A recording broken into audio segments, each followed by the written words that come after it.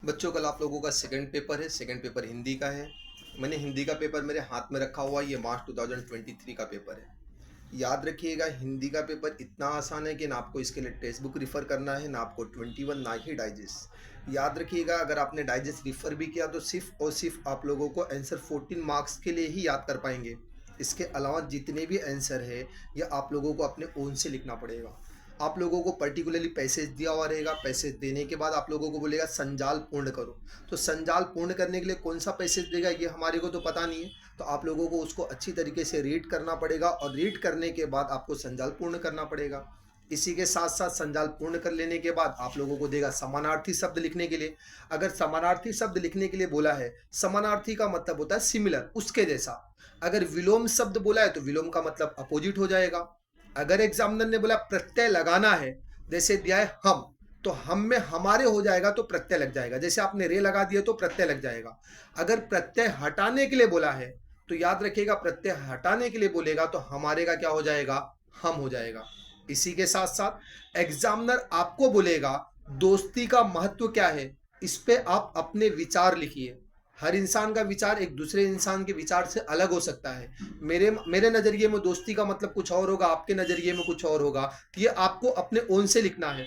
तो इसके बारे में ये मत सोचना कि मैं डाइजेस्ट से रिफर करके जाऊंगा तो ही लिख पाऊंगा। आपको जो समझता सही या गलत आपको ये लिखना है। मतलब अगर आपको लगता है कि दोस्ती अच्छी है तो आप अच्छे पॉइंट से लिखिए। आपको लगता है कि दोस्ती बुरी चीज़ है तो आप उसको बुरे तरीके से लिखने का काम करिए। इसी के साथ साथ अगर एग्जामिनर आप लोगों को आंसर में क्या पूछेगा, दो शॉर्ट नोट्स लिखना रहेगा।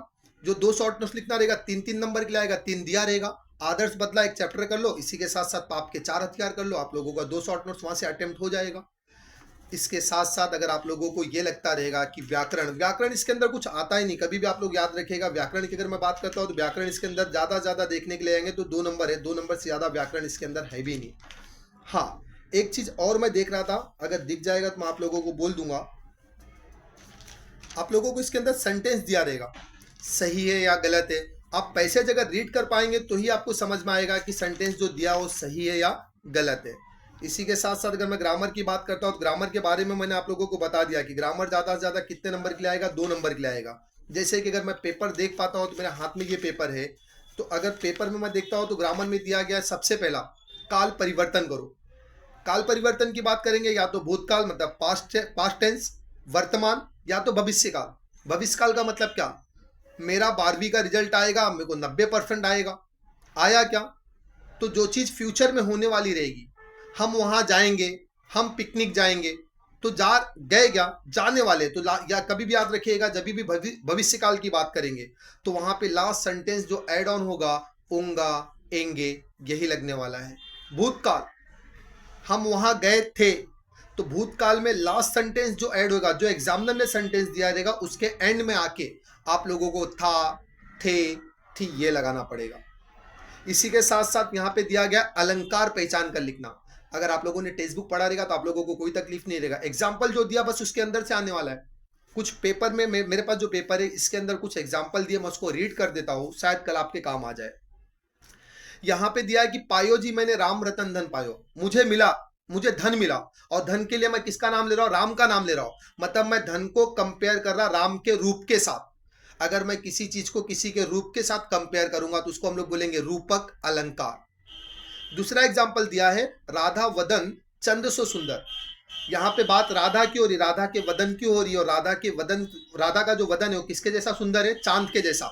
मतलब यहाँ पे राधा को जो उपमा दिया गया, ये उपमा किसका दिया गया है, चांद का, मतलब टाइटल दिया हुआ है, जिसको हम लोग बोलेंगे उपमा अलंकार। एक और एग्जाम्पल दिया है, पड़ी अचानक नदी अपार, घोड़ा उतरे कैसे पार, राणा ने सोचा इस पार, तब तक चेतक था उस पार। एक नदी थी, अचानक उसमें पानी भर गया। राणा अपने घोड़े पे बैठा हुआ है कि भाई मैं घोड़ा इस पार से उस पार लेके कैसे जाऊं, और अचानक में देखते हैं कि मेरा घोड़ा इस पार से उस पार चले गया।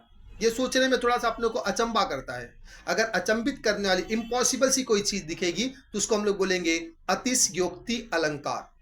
लास्ट में दिया है, एक म्यान में 2 तलवारें कभी नहीं रह सकती है, किसी और पर प्रेम पति का नारियां नहीं सह सकती है। जैसे कि आपके पास 2 पेन है लेकिन एक पेन का कैप गुम गया है, तो आप दोनों पेन एक कैप में एडजस्ट नहीं कर सकते। वैसे 2 तलवारें एक म्यान में नहीं रह सकती।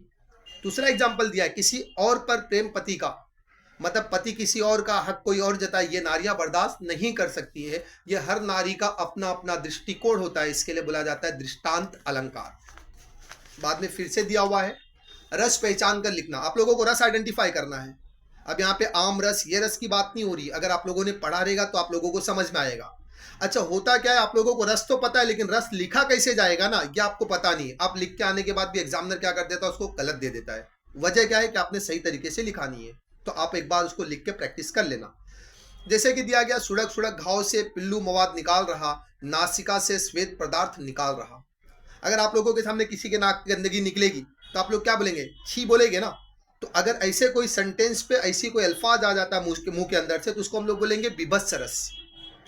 दूसरा दिया है कि राम के रूप निहारत जानकी, कंगन के नक की परछाई। याद रखिएगा, जहां कंगन, मेहंदी, चूड़ी, पायल, ये श्रृंगार वाली बातें आएंगी ना, उसको हम लोग बोलेंगे श्रृंगार रस। दूसरा का एग्जाम्पल दिया है कि माला फेरत जुग भया, गया न मन का फेर, कर का मन का डार के मन का फेर। कुछ लोग होते, देखो, लोग नाम जप करते रहते हैं, नाम जप कर रहे, नाम जप कर रहे, नाम जप कर रहे, उसके बाद में किसी का 200 रुपया गिरा, देखा, उठा और जेब में डाल डाला। आपको शांति कहां से मिलेगी? नाम जप करने से तो शांति नहीं मिलेगी। तो आपको अपने मन को शांत करना पड़ेगा। तो अगर ऐसा कोई सेंटेंस आपको दिखेगा तो उसको हम लोग बोलेंगे शांत रस। और बाद में दिया है कि तू दयालु दीन हो, तू दानी हो भिखार, हो प्रसिद्ध पात्र की तू पाप पुंजहार। अगर जहां पे बात भक्ति की जाएगी उसको हम लोग बोलेंगे भक्ति रस। बाद में दिया है, मुहावरों के अर्थ लिखकर उचित वाक्यों में प्रयोग कीजिए। आप लोग मुहावरे का अर्थ लिख देते लेकिन वाक्यों में प्रयोग नहीं करते। सबसे पहले आपको मुहावरे का मतलब बताना पड़ेगा, और जब आप वाक्य में प्रयोग करेंगे तो उस सेंटेंस को लास्ट में उसमें ऐड ऑन करना पड़ेगा। जैसे कि इस पेपर में दिया है वाह वाह करना, मतलब तारीफ करना।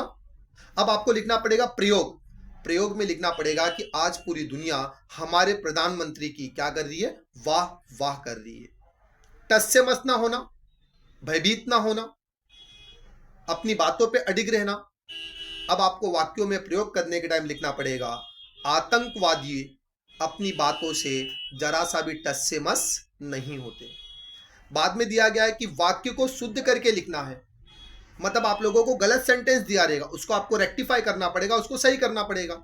जैसे यहाँ पे दिया गया, परंतु अज्ञान भी अपराध है। तो परंतु में जो मात्रा दिया, ये बड़ी वाली मात्रा दिया, इसको आप लोगों को क्या करना पड़ेगा, स्मॉल में करना पड़ेगा। और अज्ञान को देखेंगे तो अज्ञान को भी बदलना पड़ेगा। अब आप लोगों के पास पेपर तो नहीं है, इस चीज को मैं दूसरे तरीके से आप लोगों को बता देता हूं। जैसे कि एक एग्जाम्पल देता हूं, जुनैद गाना गा रही थी, तो जुनैद गाना गा रहा था। राम खाना खा रही है, राम खाना खा रहा है। रही को केवल चेंज करना है। तो आप लोग अगर थोड़ा सा ध्यान देंगे ना तो आपका पूरा का पूरा हिंदी का पेपर अटेम्प्ट हो जाएगा। आप लोगों को जरा भी सोचने की जरूरत नहीं है। आप लोगों की फर्स्ट प्रायोरिटी होनी चाहिए कि आप लोगों को हिंदी का पेपर पूरा का पूरा कंप्लीट करना है। एग्जामिनर ने सबसे पहले आप लोगों को नोट दिया है। पेपर से पहले पेपर में नोट दिया गया है, आकृति बनाने के लिए पेन का ही इस्तेमाल करना है, पेंसिल से मत बनाना। एग्जामिनर ने जैसा आकृति दिया हुआ है, ड्राइंग और डिजाइनिंग पार्ट एग्जामिनर ने जैसा दिया, आप लोगों को वैसा ही बनाना पड़ेगा। इसी के साथ साथ आप लोगों को आंसर भी उस ड्राइंग में पेन से ही लिखना है। कल का पेपर आप लोगों का अच्छा जाएगा। Thank you, best of luck.